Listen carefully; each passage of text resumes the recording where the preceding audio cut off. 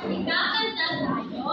Alam niyo ba yung kanta ka Shape Song? Yes, So, teacher. ngayon daw. So, pag di pa alam, kakantahin mo muna, okay? Then, teacher. Circle heart,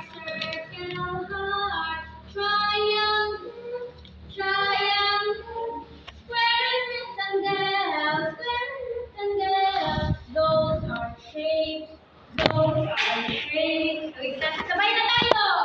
Circle heart, triangle, triangle, square rectangle, square rectangle. Those are shapes. Okay, pwede na kayo.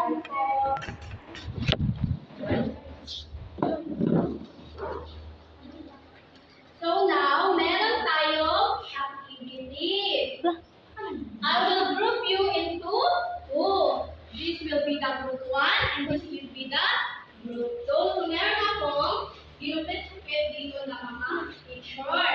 Ang gagawin nyo ay buuin nyo ito, okay? Yes, teacher!